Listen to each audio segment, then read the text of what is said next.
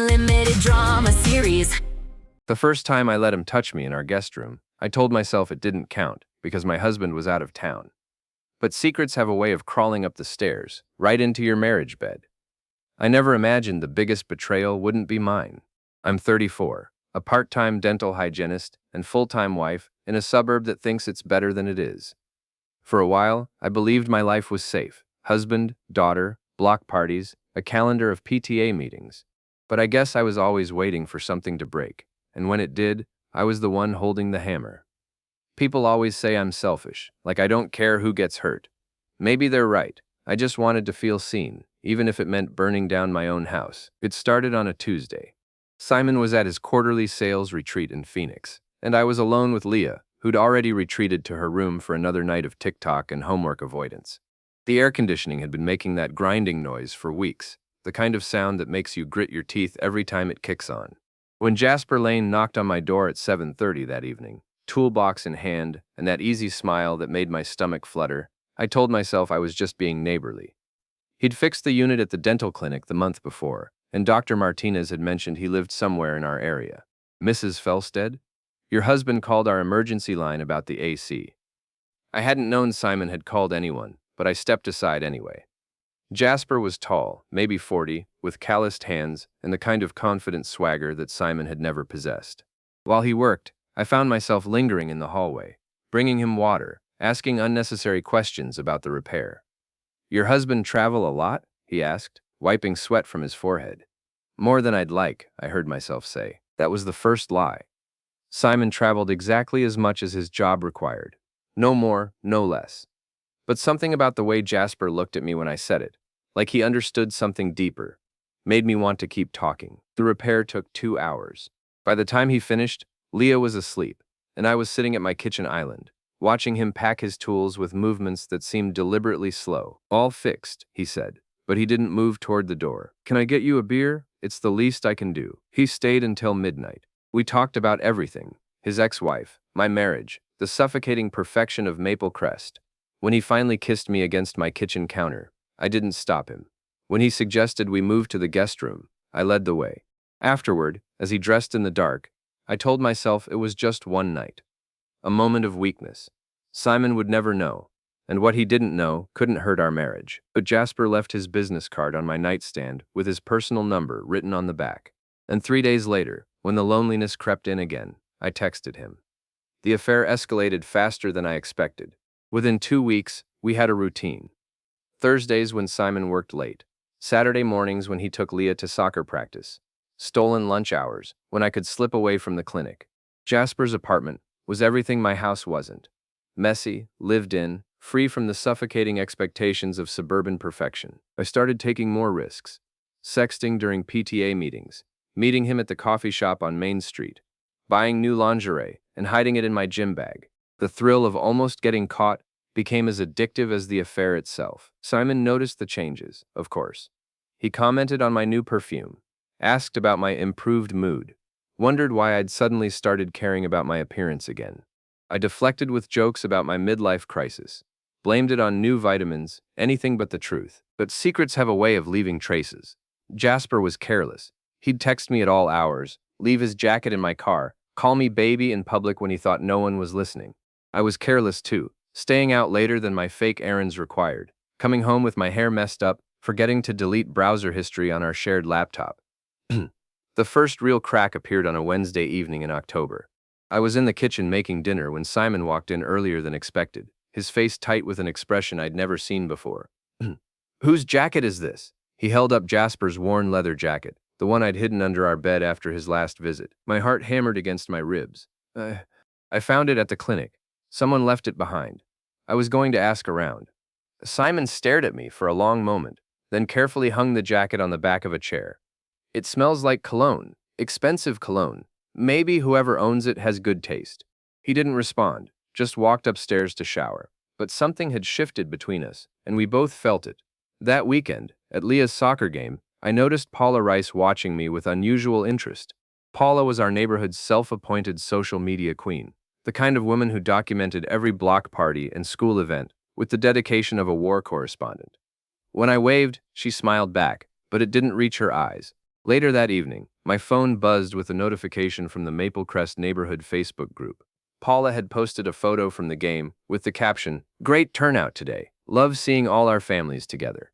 Though some of us seem to be getting very close to people who aren't our spouses. Nuh. The post had already garnered 12 likes and 3 comments asking for more details. I screenshot the post and sent it to Evie, my best friend since college, with a string of eye-roll emojis. She called me immediately. "Corinne, what is she talking about? How would I know? Paula sees drama everywhere. Is everything okay with you and Simon?" The question hung between us like a loaded gun. Evie had always been perceptive, and I could hear the suspicion in her voice. "Everything's fine," I lied. "Paula's just stirring up trouble because her own marriage is boring." But as I hung up, I realized the walls were starting to close in. And for the first time since the affair began, I wondered if I'd made a terrible mistake. The breaking point came the following Tuesday. I told Simon the first was working late, but instead I was at Jasper's apartment, wrapped in his sheets and his promises that we'd figure out a way to be together. When I finally got home at 11:30, Simon was waiting in the kitchen with my purse open in front of him. "Care to explain this?" He held up a crumpled receipt from the Sunset Motel. My mouth went dry. I'd forgotten about that afternoon 2 weeks ago, when Jasper's apartment wasn't available, and we'd been too desperate to wait. That's not mine. It's in your purse, Corinne, with your credit card number on it." The lie crumbled before I could even construct it properly. Simon's eyes weren't hurt or angry. They were calculating, cold, like he was seeing me clearly for the first time in our 15-year marriage. "I can explain," I started. "Don't," he closed my purse with deliberate calm. "Just don't." He walked upstairs, and I heard our bedroom door close with a soft click that sounded like a death sentence. I told myself it was just a receipt, but I saw the look in his eyes, and for the first time I realized I wasn't the only one keeping secrets. The next morning, Simon acted like nothing had happened. He made coffee, kissed my forehead goodbye, asked if I needed anything from the store. The normalcy was more terrifying than a screaming fight would have been. I threw myself into justifying the affair with renewed vigor. Simon was emotionally distant, I told myself. He took me for granted, never noticed when I dressed up, barely looked up from his laptop when I tried to start conversations. I deserved excitement. I deserved to feel wanted. The suburban wives of Maple Crest, with their book clubs and their tennis lessons and their complete lack of passion, they were the ones living lies. At least I was honest about what I needed. But honesty, it turned out, was a luxury I couldn't afford. Jasper and I became more reckless, not less. The close call with Simon seemed to fuel our desire rather than temper it. We met at his apartment twice that week, sent increasingly explicit texts, made plans for a weekend getaway when Simon's next business trip came up. "You should leave him," Jasper said one Thursday afternoon, tracing patterns on my bare shoulder. "We're good together, Corinne, really good." The idea terrified and thrilled me in equal measure. Starting over at 34, building a life with someone who actually wanted me, escaping the suffocating expectations of my current existence. "It's complicated," I said. "Leah, the house, everything we've built. What have you built? A marriage where you're so unhappy you're here with me?" Oh, he had a point, but I wasn't ready to admit it yet. The first public crack appeared the following weekend at a family barbecue at Simon's parents' house. Mona, my mother-in-law, had always been suspicious of me, convinced I wasn't good enough for her precious son. But that Sunday, her hostility felt sharper, more focused. "You seem different lately, Corinne," she said, cornering me by the potato salad. "Happier? New perfume? Just trying to take better care of myself." Her eyes narrowed. "Simon's been working so hard lately, all those late nights. I hope you're..."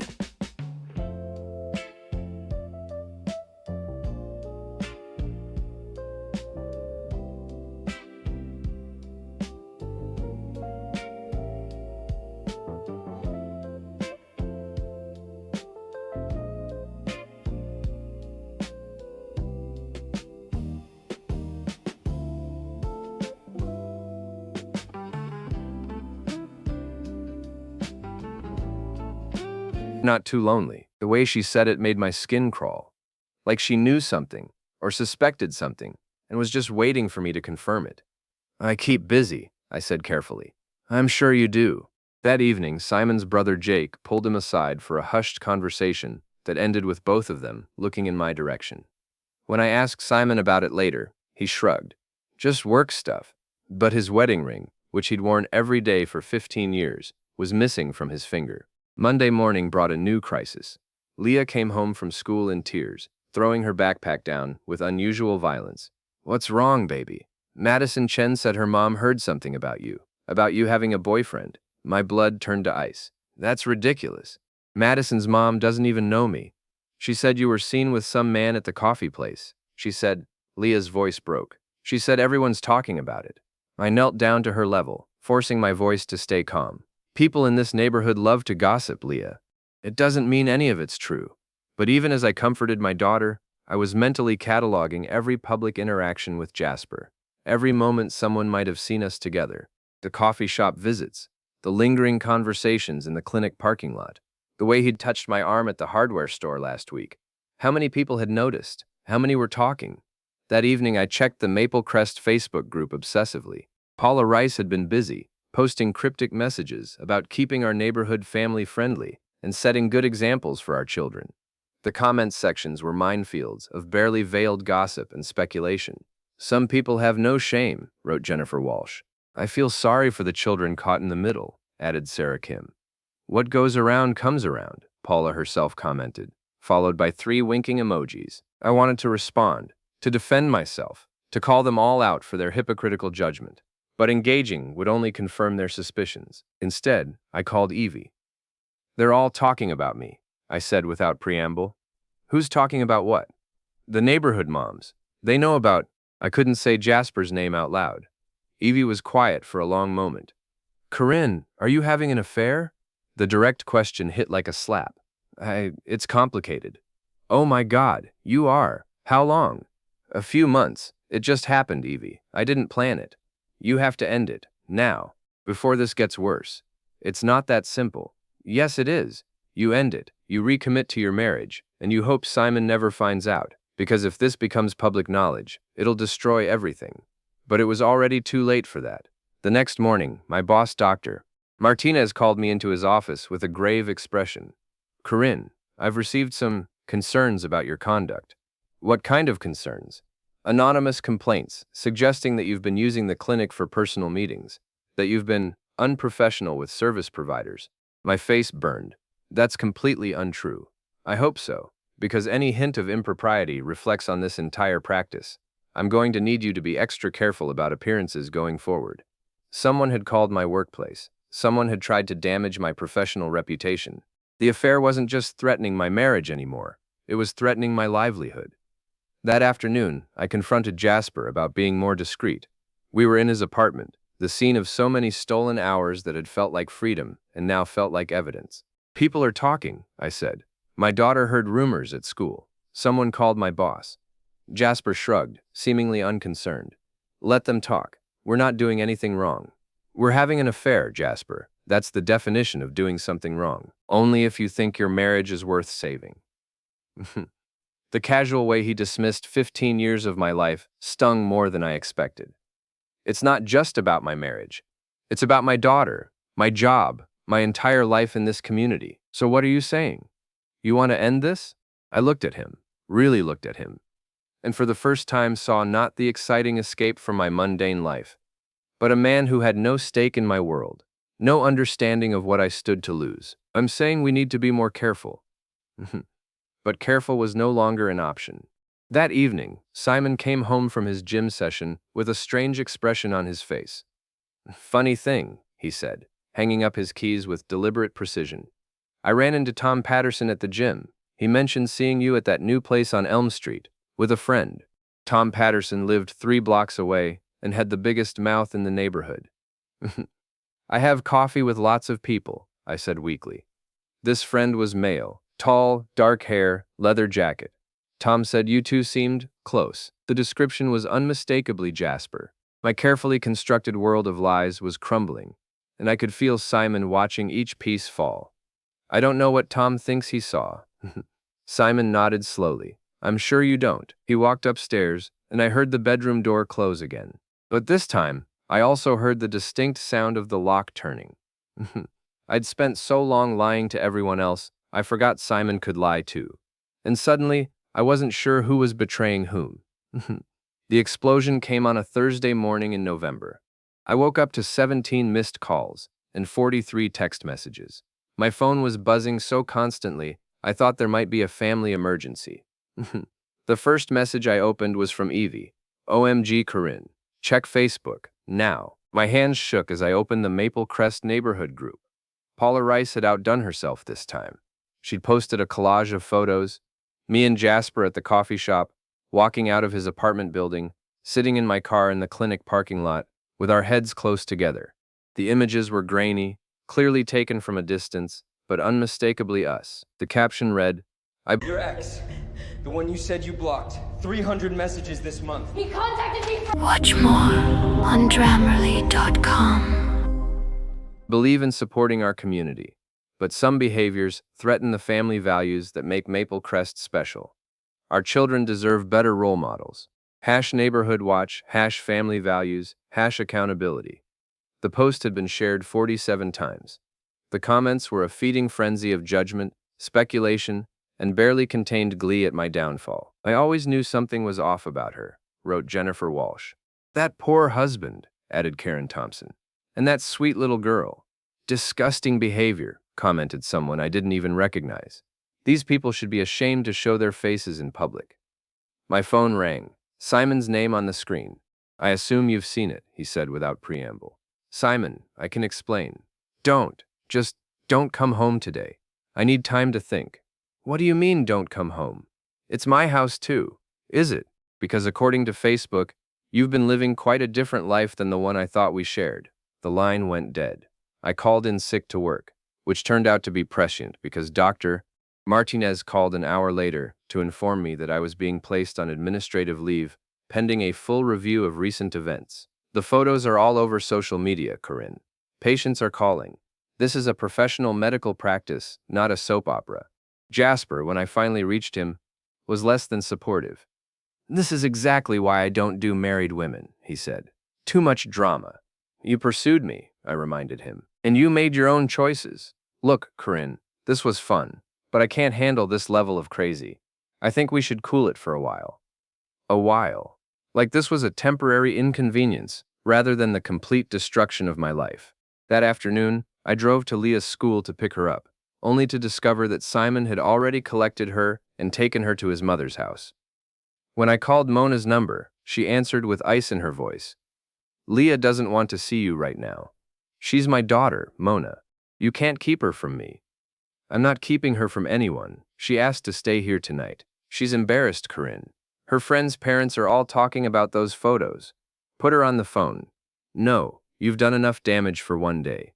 The line went dead, leaving me alone in my car outside my daughter's school, watching other mothers collect their children while shooting glances in my direction. By evening, I was a pariah. The neighborhood group chat that I'd been part of for 5 years had gone silent whenever I posted. Former friends were too busy to return my calls. Even the grocery store felt hostile. Conversations stopped when I walked down aisles, and the teenage cashier looked at me with undisguised disgust. But the worst was yet to come. Friday morning brought a knock at my door from a process server. Simon was filing for divorce, requesting full custody of Leah, and asking for a restraining order that would prevent me from coming within 500 feet of his workplace. The papers detailed everything: the motel receipts, the photographs, witness statements from neighbors about suspicious behavior. Simon had been building a case against me for weeks, maybe months, while I thought I was getting away with everything. My lawyer, when I finally found one willing to take my case, was blunt about my prospects. Your husband has been very thorough, she said, flipping through the evidence file. These photos, combined with the financial records and witness statements, paint a pretty clear picture of adultery and deception. In a custody battle, that matters. But I'm her mother. You're also a mother who's been having a very public affair while lying to your family. Judges don't look kindly on that kind of behavior. The social media campaign against me intensified. Someone had created a fake account called Maple Crest Truth Teller that posted daily updates about my shameful behavior. Photos of me at the grocery store, the gas station, even walking to my mailbox were shared with captions about homewreckers and family destroyers. Jasper's ex-girlfriend somehow got hold of our text messages and posted the most explicit ones on her Instagram story, with my name clearly visible. Screenshots spread through the neighborhood faster than wildfire. My professional reputation was in ruins. The state dental board opened an investigation into conduct unbecoming a healthcare professional. Other clinics in the area refused to interview me. I was toxic, unemployable, a cautionary tale whispered about in break rooms and staff meetings. But Simon wasn't finished with me yet. 2 weeks after the divorce papers were served, I discovered he'd been conducting his own social media campaign. His Facebook posts were masterpieces of subtle manipulation. Photos of him and Leah at father-daughter activities, status updates about rebuilding trust and focusing on family values, carefully worded statements about forgiveness and moving forward that painted him as the noble victim and me as the irredeemable villain. His friends and family rallied around him with public displays of support that felt like slaps across my face. His brother Jake posted a photo of them at a basketball game with the caption, "Real men support each other through tough times." His sister shared an article about helping children cope with parental betrayal. Even his coworkers were posting supportive messages about his strength and dignity in handling his difficult situation. I was being erased from my own life, one post at a time. The final humiliation came when I tried to attend Leah's school play. I'd been looking forward to it for months, had helped her practice her lines, promised I'd be in the front row cheering her on. But when I arrived at the auditorium, the principal intercepted me at the door. "Mrs. Felstead, I'm afraid there's been a complaint about your presence here tonight." "A complaint? From whom?" "Several parents have expressed concern about your attendance at school functions. Given the recent publicity, they feel it would be disruptive. This is my daughter's play. I understand, but we have to consider the comfort of all our families." Through the auditorium doors, I could see Simon sitting in the front row, surrounded by supportive neighbors and family members. Mona was beside him, holding a bouquet of flowers for Leah. The seat that should have been mine was occupied by Simon's sister. I left without seeing the play. Leah never knew I'd tried to be there. That night, alone in my too-quiet house, I finally understood what Simon had been doing. This wasn't just divorce, it was systematic destruction.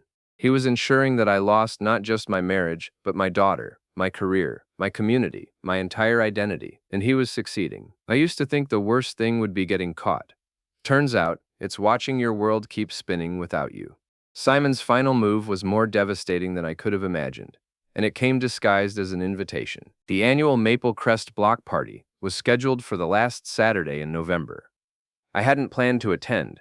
After months of public humiliation, I had no desire to subject myself to more judgment from my former neighbors.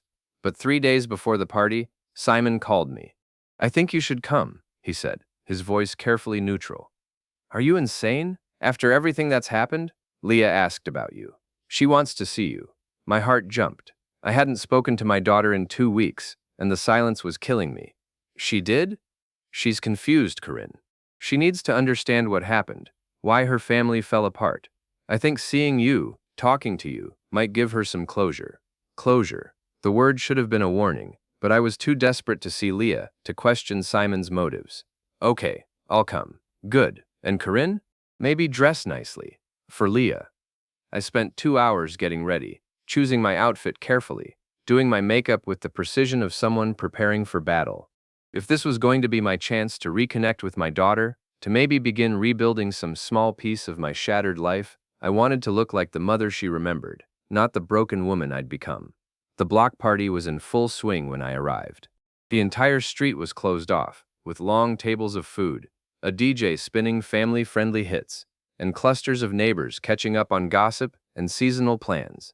For a moment, I felt a stab of nostalgia for the life I'd lost, the easy camaraderie, the sense of belonging, the simple pleasure of being part of something larger than myself.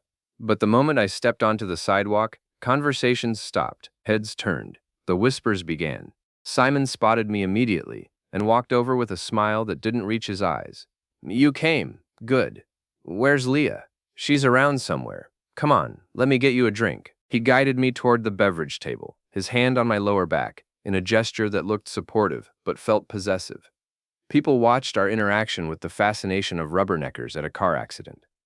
"Simon," I said quietly, "this feels like a mistake. Everyone's staring. Let them stare. You have every right to be here." But something in his tone made me uneasy. This wasn't the broken, betrayed husband I'd left behind. This was someone else entirely, someone confident, calculating, in complete control of the situation. Paula Rice approached us with a smile that was pure poison. "Corinne, how brave of you to show your face." "Paula, I have to say, you look wonderful. Divorce agrees with you." Before I could respond, she'd moved on, but not before taking a selfie that clearly included me in the background. Within minutes, I was sure, that photo would be on social media with some cutting caption about my shameless appearance at a family event. "I should go," I told Simon. "Not yet. There's something I want to show everyone." He walked to the center of the street, where someone had set up a projector and screen for what I assumed would be a slideshow of neighborhood photos, or maybe a movie for the kids. "Can I have everyone's attention?" Simon called out, his voice carrying over the crowd. "I wanted to take a moment to thank you all for your support over these past few months. Your friendship has meant everything to me and Leah during this difficult time." Murmurs of support rippled through the crowd. I saw Mona dabbing at her eyes with a tissue, Simon's siblings nodding approvingly, neighbors looking at him with sympathy and admiration. "I also wanted to share something with all of you," he continued, "because I believe in transparency, and I think our community deserves to know the truth about what happened to my family." A chill ran down my spine. "Simon, what are you doing?" He looked at me with eyes that were completely cold. "Giving everyone the closure they deserve." The projector flickered to life, and suddenly my most private moments were displayed on a 10-foot screen for the entire neighborhood to see. Text messages between Jasper and me, photos I'd sent him, screenshots of our conversations, planning meetings, and discussing our future together. But that wasn't the worst part. Simon had also included security footage from the dental clinic, showing Jasper and me in compromising positions in the break room. Credit card statements from the motel visits. Even photos of me leaving Jasper's apartment building, clearly taken by a private investigator. The crowd was dead silent, transfixed by the spectacle of my complete humiliation. I saw neighbors covering their children's eyes, others pulling out their phones to record the moment, still others shaking their heads in disgust. "Simon, stop this," I pleaded, but my voice was barely a whisper. "This is what betrayal looks like," he announced to the crowd. "This is what happens when someone decides their marriage vows don't matter, when they choose selfishness over family, when they lie to everyone who trusts them." Mona was openly sobbing now. Several neighbors were calling out supportive comments to Simon, telling him he was brave and strong for sharing his truth. And then I saw Leah. She was standing at the edge of the crowd, her face white with shock and horror, tears streaming down her cheeks. When our eyes met, the look she gave me was pure devastation. "Leah," I started toward her, but she turned and ran. "Let her go," Simon said quietly, stepping into my path. "You've done enough damage." The slideshow continued, each image more damaging than the last. By the time it ended, I was completely exposed, not just as an adulteress, but as a liar, a manipulator, someone who had systematically deceived everyone who cared about her. "I think it's time for you to leave," Paula Rice said, appearing at my elbow with several other neighbors behind her. "This is my neighborhood too," I said weakly. "Not anymore," Mona spoke up, her voice shaking with rage. "You're dead to this family. Dead to all of us." I looked around at the faces surrounding me, people I'd known for years, had shared holidays with, had considered friends. Now they looked at me like I was something disgusting they'd found on the bottom of their shoes. "You planned this," I said to Simon. "All of it. The invitation, the reconciliation story, everything." He shrugged. "I told you I believed in transparency. And Leah, you used our daughter as bait?" Leah needed to see who her mother really is. Now she knows. As if summoned by her name, Leah reappeared, walking slowly toward us with something in her hand. When she got close enough, I could see it was an envelope with my name written on it in her careful 12-year-old handwriting. "Leah, sweetheart, don't," she said, her voice hollow. "Just don't." She handed me the envelope and walked away without another word. Inside was a single sheet of paper with 4 sentences that destroyed what was left of my heart. "I don't understand why you did this to us. I don't understand why Dad wasn't enough, why I wasn't enough. I don't want to see you anymore. Please leave us alone." The crowd began to disperse, but not before Simon raised a plastic cup of beer in a mock toast. "To new beginnings," he announced, "and to the truth finally coming to light." A cheer went up from the remaining neighbors. People clapped. Someone whistled. I stood there holding my daughter's rejection letter, watching my former husband accept congratulations for destroying me so completely and publicly, and realized that I had become exactly what I'd always feared, a cautionary tale, a whispered warning, a reminder of what happens when you reach for something that isn't yours. I always thought I was the storm. Turns out, I was just the debris left behind. As I walked away from the block party, from my former life, from everything I'd once believed was mine, I could hear the celebration continuing behind me. Simon had won completely. He had our daughter, the support of our community, the moral high ground, and the satisfaction of revenge perfectly executed. And I had nothing but the truth I'd spent months denying. I'd destroyed my own life, and I'd deserved every moment of what came after. The debris was all that remained, scattered and irretrievable, a testament to the storm I'd unleashed, and the price of believing I could control the wind. Nom, muff, muff, nom, nom, nom, gum.